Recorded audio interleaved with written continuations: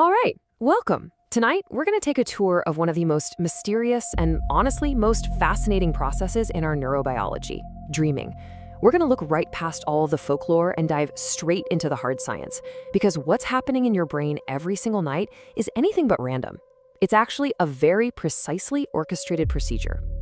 You know the feeling, right? We've all been there. You wake up from a dream that is so completely bizarre, it just feels like random static firing in your brain. But what if I told you that from a clinical standpoint, there's a profound method to all that nightly madness? We're now using incredible tools like functional neuroimaging to read the brain's blueprint for dreaming, and what we're finding is, well, it's remarkable. So on this tour, we're going to explore how these seemingly chaotic experiences are actually serving critical functions for our waking lives. Everything from regulating our emotions to solving some incredibly complex problems. Let's begin. Okay, our first stop is deep inside the brain's emotional core. And to really get what it does while you're dreaming, I want you to picture a really busy overnight sorting office. It's processing all the emotionally charged mail you've collected throughout your day. And it's in here that the brain meticulously decides what to keep, what needs a little more work, and what can just be thrown away. When we look at PET scans, we get this incredible window into the process. You see these areas glowing with activity? Those are parts of the limbic system, specifically the amygdala and the hippocampus. This isn't just random noise. This is your brain, hard at work, sifting through the day's emotional events, tagging memories, and starting this crucial process of integration. Now, here is the really crucial part. The brain doesn't just replay these emotions, it actively depotentiates them. That's a key clinical term for us. Think of it like a neurochemical process that literally takes the sharp, painful edge off of a memory. The information is still there, but that intense emotional charge gets neutralized.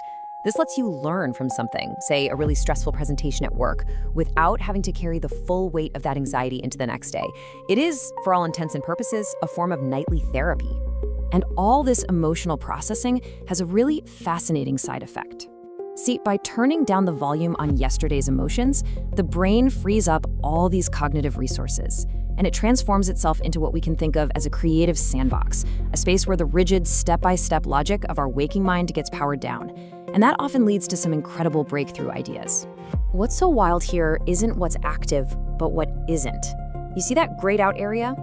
That's the dorsolateral prefrontal cortex. This is basically the CEO of your brain. It's the hub for executive function, for strict linear logic. But during REM sleep, it gets powered down. This quiets our inner critic. You know that part of us that says, that's a ridiculous idea? It allows the brain to make these broad, loose, and totally novel connections between memories. It enters a state of what we call hyperassociation. And this is not just some abstract theory. This creative sandbox has a well-documented history of producing some of history's most important scientific discoveries. I mean, from Kekule dreaming of a snake biting its own tail, which revealed the structure of benzene, to Mendeleev literally seeing the periodic table arranged in a dream. The sleeping brain is an incredibly powerful, if a little unpredictable, problem solver.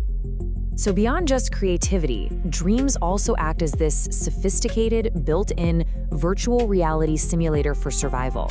They help us prepare for all sorts of challenges in the real world. The process is actually remarkably systematic.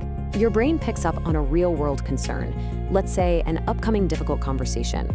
Then, in the safety of a dream, it runs simulations. It generates all these what-if scenarios, letting you practice your emotional and behavioral responses without any real-world consequences. This is threat rehearsal, and it encodes adaptive strategies, making you much better prepared to handle that conversation when you're actually awake. So we've seen the neurobiological machinery, all the nuts and bolts at work. But now let's connect that to the psychological why. I mean, how do we as clinicians and just as individuals even begin to decode the very personal, very strange language of our dreams? Well, as the pioneering researcher Ernest Hartman explains, our brain translates complex emotions into these powerful visual metaphors. And the more intense the feeling, the more vivid and central that image becomes. So a dream of a tidal wave, it's probably not about your upcoming beach vacation. It's about that feeling of being completely and utterly swamped by something in your life. From a clinical perspective, the importance of this whole metaphoric process becomes crystal clear when we see what happens when it fails. In a healthy dream, emotion is processed symbolically, but in a post-traumatic stress nightmare, the system is just overloaded. The dream is no longer a metaphor, it's a terrifyingly literal replay of the trauma. that crucial depotentiation process we talked about, it fails. And instead of healing, the emotional wound just gets deeper. In fact, a key indicator that a patient is recovering is when their nightmares start to shift from those literal replays back towards symbolic imagery. So in a clinical setting, we actually leverage this. There's a technique from Gestalt therapy where we guide patients to explore these personal metaphors.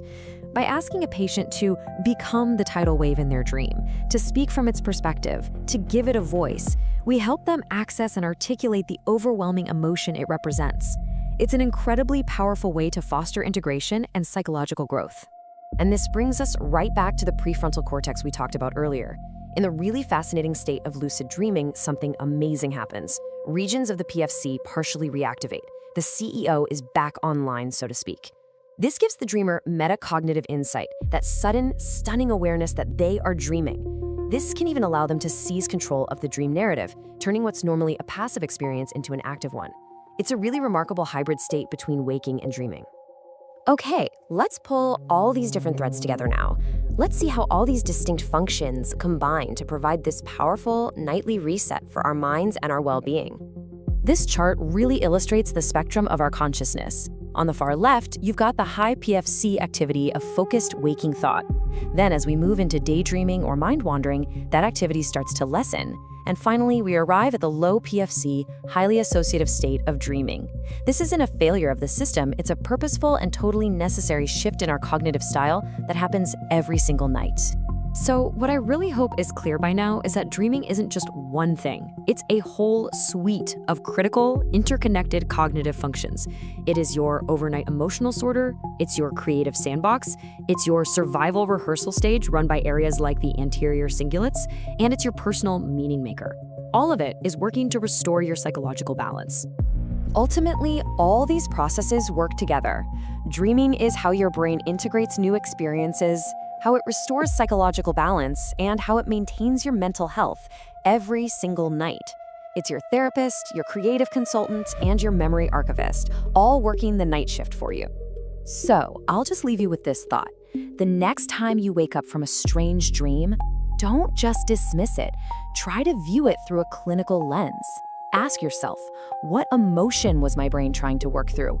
What problem was it trying to solve? What future event was it rehearsing? Your brain is sending you a nightly report on your own well-being. The only question is, are you listening?